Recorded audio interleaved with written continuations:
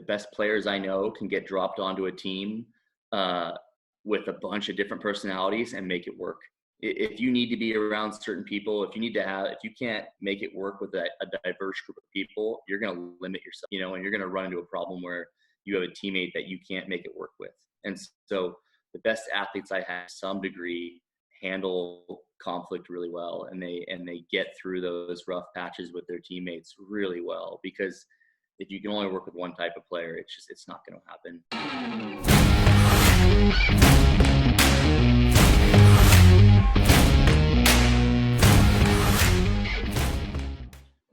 Hey guys, welcome. Adam Ellis here, club director at NPJ. I'm joined with head coach Keegan Cook from University of Washington and director of volleyball from NPJ, Mike G. Welcome, guys. Thanks for taking the time. Yeah, good afternoon. Happy to see you guys. Definitely. Hey, Keegan, just want to start with a few questions for you.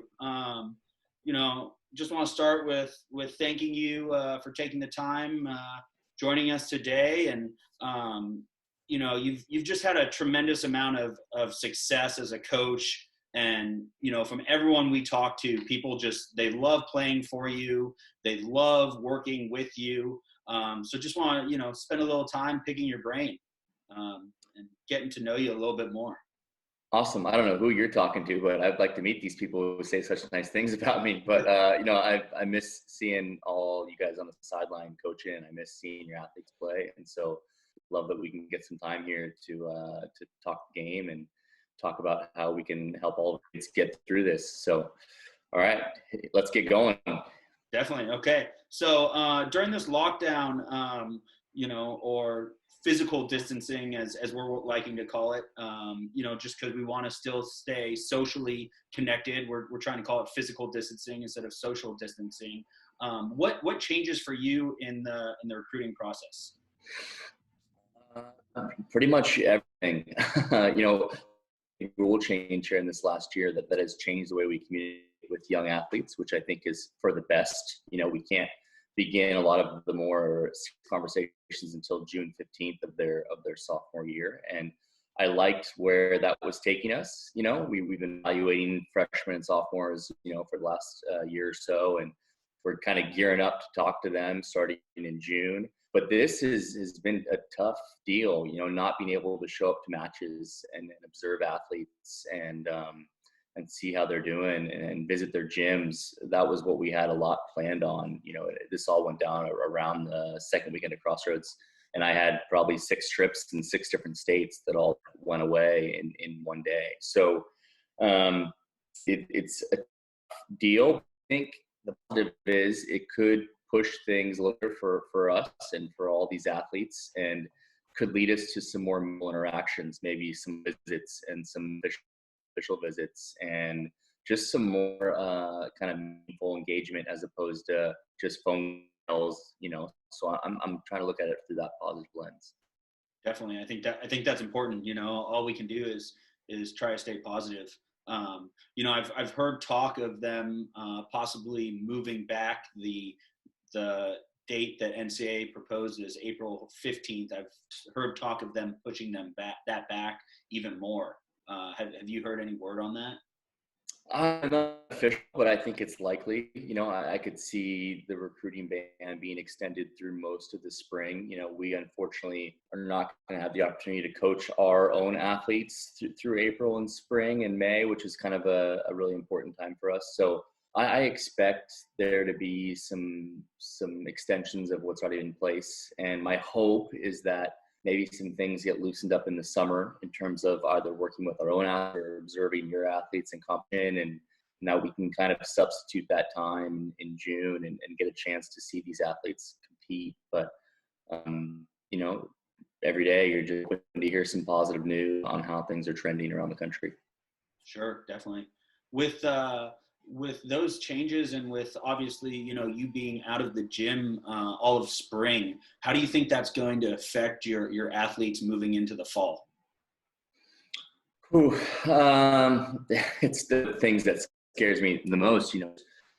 Said April and May as a quarter school are the that we're doing the most intensive training. We're spending the most time together, and we're making a lot of growth in that's one of the misconceptions about kind of volleyball, is that you're making progress through the fall. In the fall, you're kind of rewards of the work that you've done in the spring and summer. And so we're trying to pivot and figure out where can we now help our athletes improve. And the two areas that we've settled on is probably physical fitness and then just volleyball, Q and college. And that's the two areas that we're going to kind of be spending most of our. So with that, what are you doing with both the physical fitness aspect and then the volleyball IQ? Yeah, thankfully we've got a coach who knows infinitely more than me, who's kind of prepared a plan for our athletes. We're allowed to send some minimal equipment to those athletes in terms of foam rollers and things. Maybe can help them do some workouts at home. We're not allowed to have them report back. We're not allowed to observe workouts. So there's an element of on there. But I believe if we provide them the resources that as driven athletes, that they're going to, do the things that they want to do. So that's the physical side of it. The film part of it is something that we can have more of a role in, where we're sharing some time on Zoom in small groups, in film of us and of high level teams and having some discussions that we want time to do. So I'm kind of looking forward to that in these next couple of weeks of time with our athletes, kind of geeking out on film and see the game from a different side. Yeah, I know that a lot of people, not only in Oregon and Washington, but around the country have really enjoyed your Volley On videos, breaking down different skills and different movements and different volleyball patterns and so forth. Is that something we're going to continue to see from you, hopefully?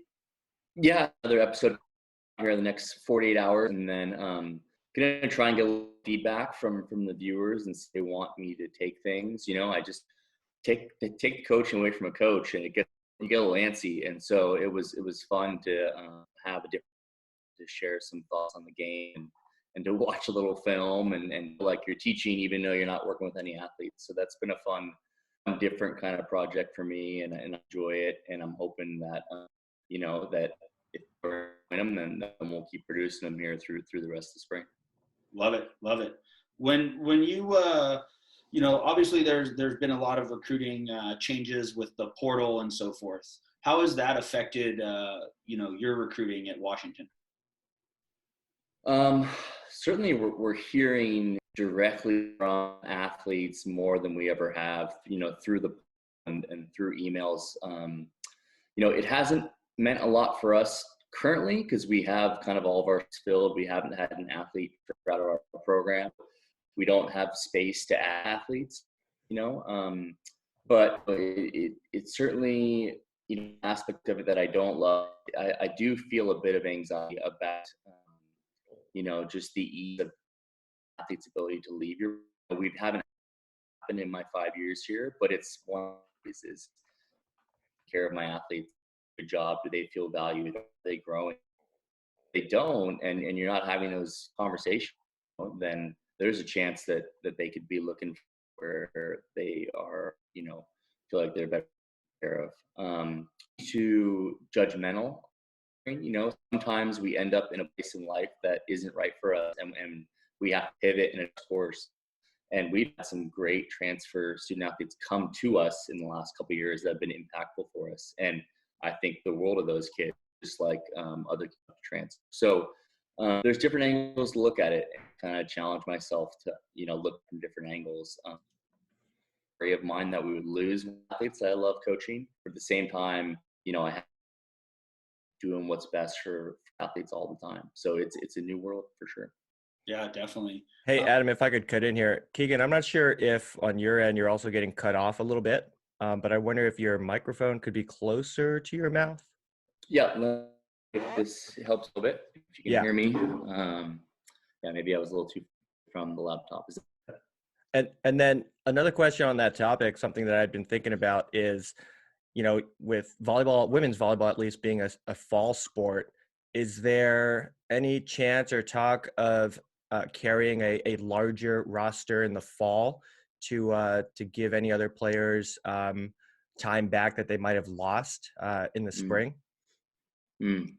Good question. The only news I've heard is spring athletes getting their eligibility extended into another season. School has the ability to uh, decide whether or not they'll fund that and how they'll fund that for that athlete's kind of replacement year.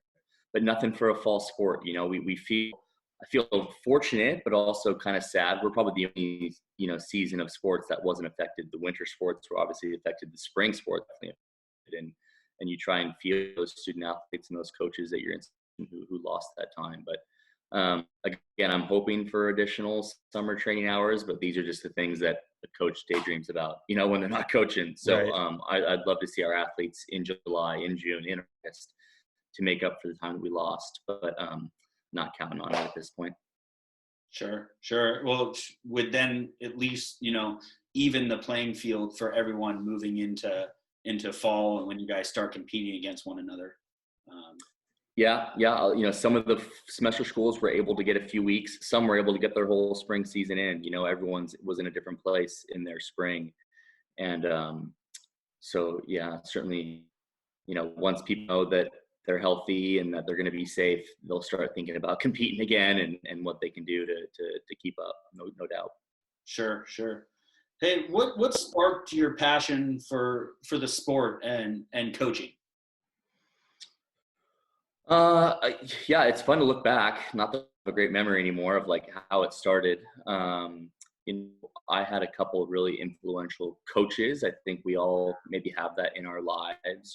One of those was my high school coach, Dusty Collins, who is still coaching there. He coaches men and women's volleyball. And he was maybe one of the first to kind of spark my love for the game. My sister, who was a Division I player, also was a big influence. We shared a coach, Teresa Stratton, was my first club coach, who really did a great job of igniting the passion of the game. And when I try and think about Dusty and Teresa and a speech they gave or a moment that was, really impactful, I just remember how much they made me love the game, and it's a good reminder that coaches that are in that 12, 13, 14, 15 range, you're a success if you can light the fire. And then from there, other coaches kind of guide it. But those were some of the people that were really impactful for me early on. Yeah, I know that I actually got an opportunity to speak with Teresa yesterday, and we were just talking about our 16s year of playing club and how much fun that was and how bad of a volleyball player I was at that age. I think we were all not so great, Adam, back then. But yeah, in my memory, you were outstanding. And of course, we know that Mike stole my job my junior year. So I don't mind doing this call without either of you. But I have some good memories, as it is when you're a young person. The best coaches create a love for the game, I think, for sure.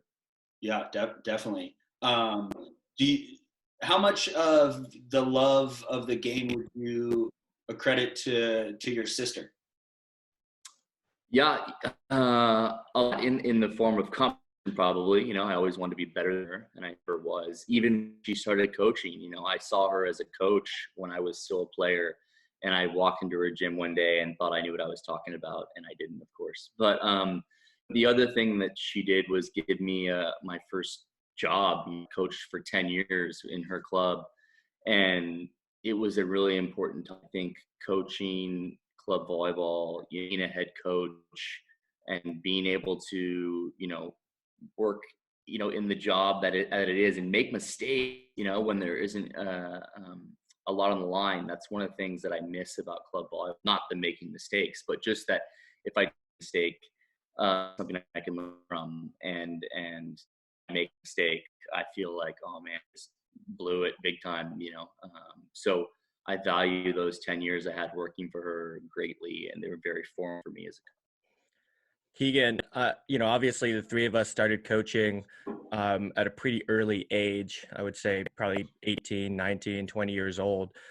And in the club world, at least, there are a lot of players who maybe come back and give back to the game and also start coaching at a young age. So my question to you is, how many years would you say into your coaching did you start to feel like you really had a grasp on what you were doing? And then can you kind of take us through either the evolution or the ebbs and flows or full circles that maybe you went through in your early coaching career? Good question. Man, what were some of the important things to remember from that time? Mike, I don't know that the anxiety and the feeling of not knowing exactly what you're doing ever goes away. And that's something I would want young coaches to know is you never get there. You never get to this place where you're like, yeah, I've got it right now and I've got it all dialed in. The really good coaches always have a bit of anxiety and a bit of curiosity and a bit of, oh man, I need to be so much better in order to be successful. And so maybe that's just me, but I've never felt like, yeah, I got this, whether it was 5 years into my club career or 8 years into my club career, it never came. And I'm always disappointed, especially with, some young players coming back. I hear them talk about their fear of being a head coach. Maybe they'll be an assistant for 8 or 9 years before they ever take coaching role. And they talk about how, I don't know what I'm doing. And I tell them is you never know the job you haven't had. I mean, it's just a fact. Until you're in that role at that organization, you don't know what you're doing. The question is not whether or not you're ready. It's, are you willing? And I just wish a lot more young athletes who are dabbling in coaching, would jump in and just, and kind of face that uncertainty, because it's always there from the time you start until where I'm at now, for sure. Keegan, I know you're extremely humble, but you've had so much success as a coach. Talk to us a little bit about what your philosophy is and your coaching philosophy. I'm trying to think of things that I look back on that are impactful. I think one thing is just the value of good over time I know it's not something that I invented, but we all want great. We all want to be great in a hurry, but when you're really good for a really long time, then those moments where kind of greatness shows up, and so sometimes I worry with young coaches that they're just trying to catch lightning in a bottle, with either the players they're putting on their teams or they just want to be great right away. And it's just, you got to be good for a while. The other thing I would say to young coaches is be where you are. I meet a lot of assistants who are ready for their next job and who are looking ahead to their next job already. If you're good where you are, people notice. People notice when you're doing good work. You may not think they do, but the best coaches I know are good where they are, and we notice them, Same thing with players, the players who are really good on the team that they're on and are really focused on the team that they're on, those are usually those that end up coaching. You don't need to be looking ahead or trying to plan your next move as much as I think people try to. So those are a few things I think personally that helped me. And then I would say the best players I know can get dropped onto a team with a bunch of different personalities and make it work. If you need to be around certain people, if you can't make it work with a diverse group of people, you're going to limit yourself, and you're going to run into a problem where you have a teammate that you can't make it work with. And so the best athletes I have, to some degree, handle conflict really well, and they get through those rough patches with their teammates really well, because if you can only work with one type of player, it's not going to happen. You're going to play on too many different teams. So there's one thing that I think is important that I believe in, that I want our athletes to believe in as well. Yeah. Sorry, Adam, Keegan, that makes me think of, when we practice, something that we've implemented now for a couple of seasons with our team is the idea of mixing and always having our players sort of randomize as best we can so that they're playing with and against everybody on the team. What are some thoughts on that? And I know that, you spent a number of years and had a lot of success coaching at the club level. So what it's like to only have, 4 hours of practice a week as compared to what college coaches have now. Could you expand a little bit on that, or the benefits of doing that? And have you done that with your team?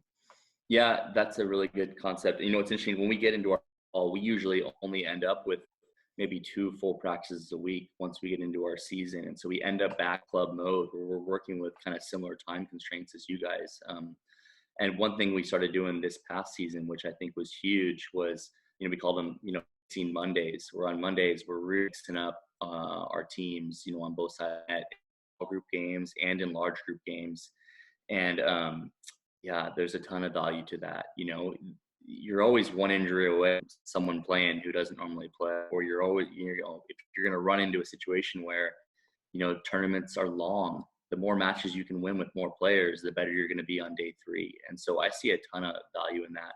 The other thing that I've seen kind of that club teams do, and I think you guys do this practice, has such huge value, is letting younger players play with their players.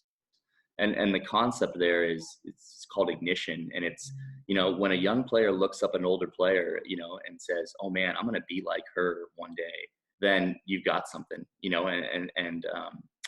when I see club teams bring up younger athletes, either for a practice or tournament, or give them that chance to play, I just think, man, that's awesome. But that's so big time. And those kids hang, they step up, they may not be at a level where teens, but they're going to make some plays, and they're certainly learn at an exponential rate. So I love seeing that, not only mixing, who's on your current team, but bringing in athletes from younger age groups to let them experience that. I mean, I know that, when we played, every once in a while we play with the 18s, and I might have gotten hit in the face a few times, but I still loved every second of it. I think we all did. Yeah, but I still loved that moment, and I certainly wanted to be great in that moment. And so, that's a simple thing that I think is more powerful than people realize.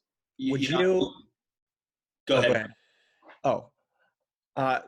I was going to ask you, Keegan, with the ties that you have in Arizona, and the trips that you've been able to make out there, that's a region that we've been watching kind of from afar and seeing some of the success that their teams have had after they have implemented this open division. So I'm wondering, to your point, having younger kids play with the older kids, would you say that that the Arizona region's done a really good job of taking that idea and making the investment early in their young athletes?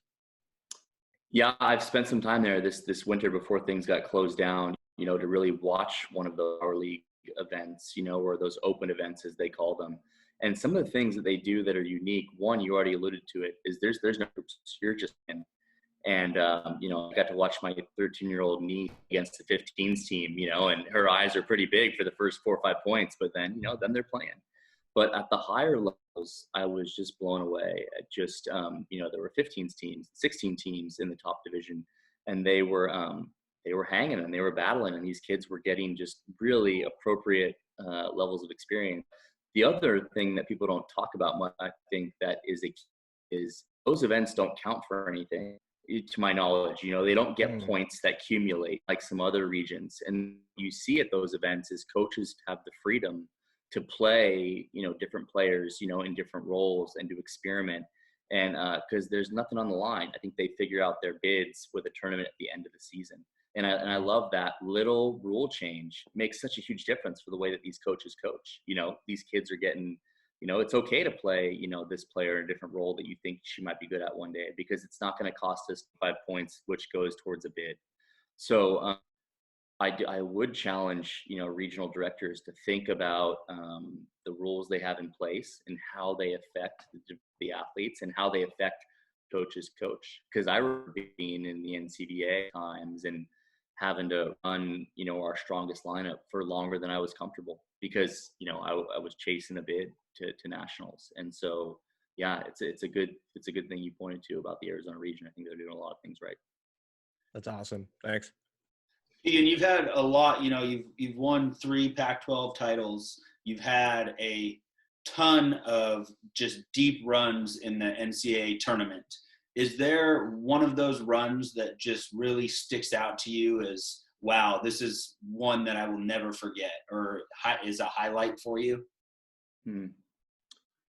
Yeah, it's a good question. You're always influenced by the ones that happened most recently. You always remember those ones very. The first one to me meant a lot. My coach, I had inherited a really strong team, but we had graduated 2 special players, Krista Van Zant, a national of the year caliber athlete, and then Wilson, just another All-American, so we had graduated 2 All-Americans, but the group that we returned was a group that had had a lot of success and felt like they had a lot to prove. I had coached them for a number of years. I think there was 7 seniors on that team, and I certainly felt a lot of pressure to perform that first year.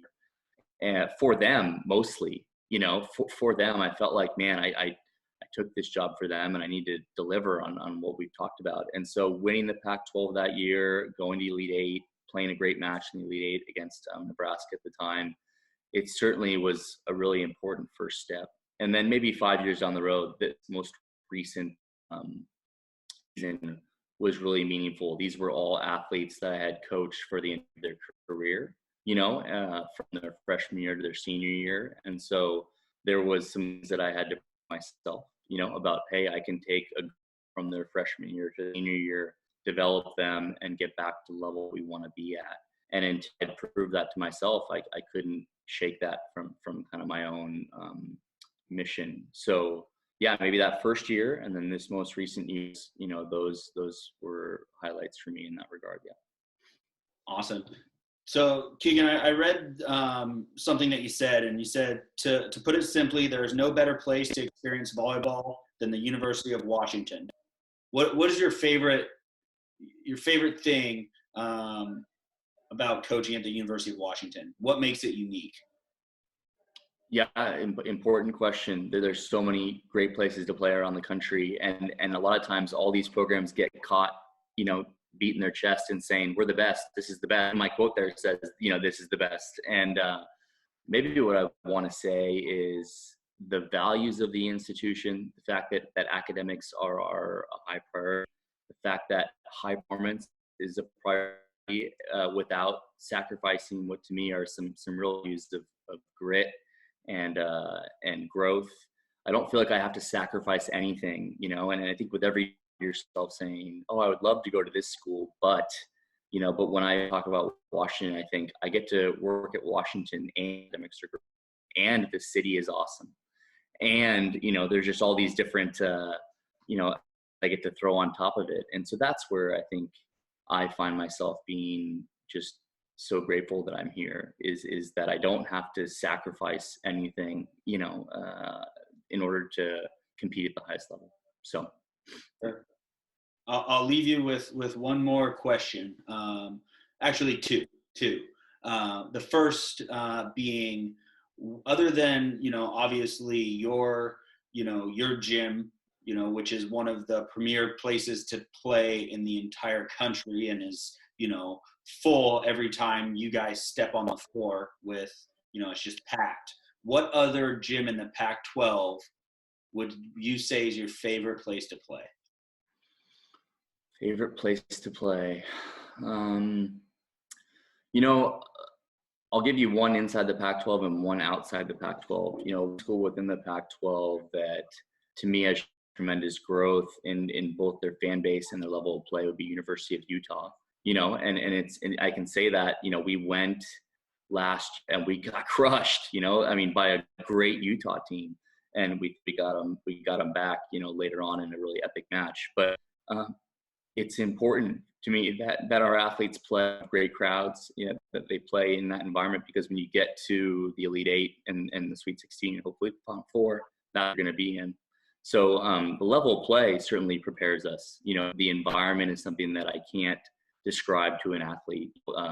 Being in Devane, 8,500 people, or being at Baylor, which was packed this year, you have to in order to know how your athletes are going to react.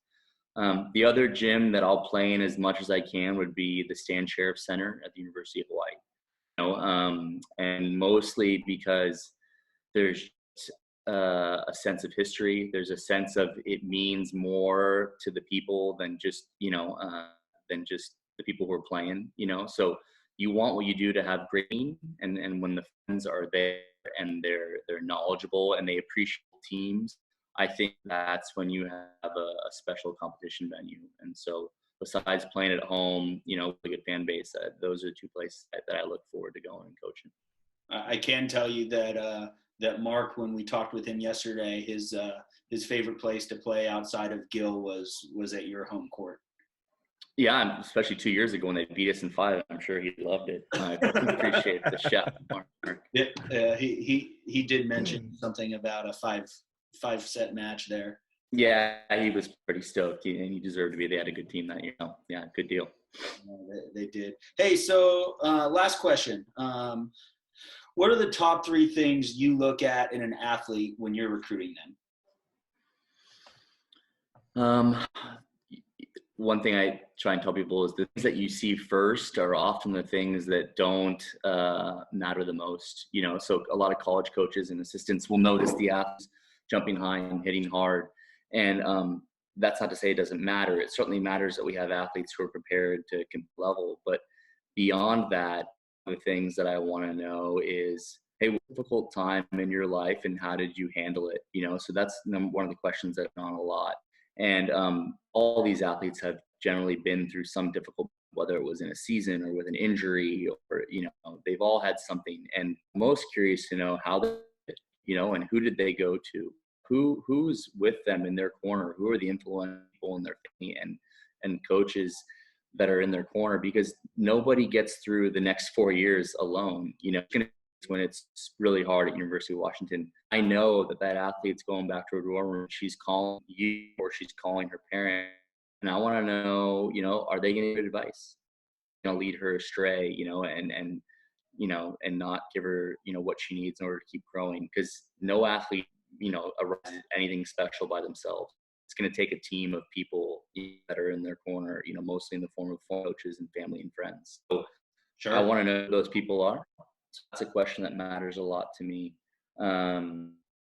And, who's good in the moment is something lately I've been thinking about a lot. Who's good? A lot of coaches leave after day 2 of these tournaments, and I'm trying to go to more day 3 because, things are not ideal. You're usually pretty tired, and but it matters a lot.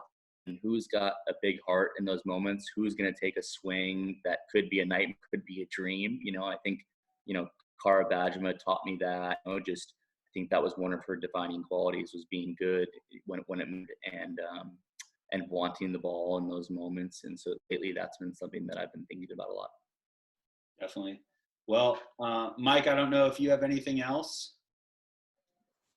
Yeah, no, 2 questions that I had prepared, and one, Keegan, is something that we were talking about a little bit. As I'm watching, like many of us are scrolling through social media and trying to find ways to keep our athletes engaged. What I'm also seeing a lot of is our different at-home sort of do on your own drills. And the thing that keeps popping up in my mind, and the question I ask myself, just like I do when we're at practice, is, hey, it's clear that we're getting better at something here, but, is it making us any better at playing volleyball, being the ultimate question. So with that in mind, what are some things that, as club directors and coaches, we could or should be doing with our athletes to keep them engaged, but also maybe try to give them some things they can do to get better at volleyball while we're all staying at home? Mm-hmm. Yeah, it's a good question. I think a lot of science say that some of the activities that people are trying to do at home are not necessarily building their skills in a very transferable fashion, but whoever said there was anything wrong with having fun, or peppering with your mom, and building a love for the game, or sharing some of your passion with your family members, that to me, there's value for young athletes, who are at your guys' level. Man, sometimes we're grinding club season, especially right now, and we lose a little bit element of that fun. And so I don't hate that what I'm seeing on social media, people trying to do creative things. There's also some research that says when you play the game in an unstructured format with your own creativity, that you actually learn a lot. Which one of us didn't sit at home setting a ball against a wall, or lay in bed setting the ball to the ceiling, or play wall ball, or do these things that may, even though they're not scientific proven, may help. Mm-hmm. So, and the last thing I would say for your guys' athletes is, they're hyper-focused on being student athletes right now. They should be. They have goals. They want to play at the next level. They've got dreams. Their intent.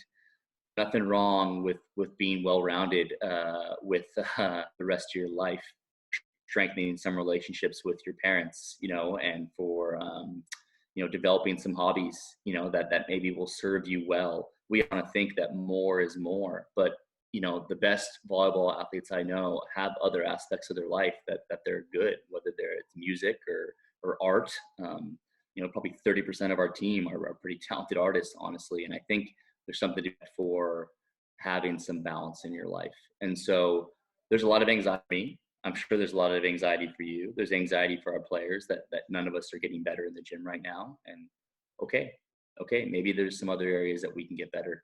And if we play ball side or we pepper side, then we're stoked about that as well. So that would be my thoughts on that. I don't know if that answers your question. No, it does. And in fact, I think probably I'll just leave it at that. Yeah, great answer. Thanks.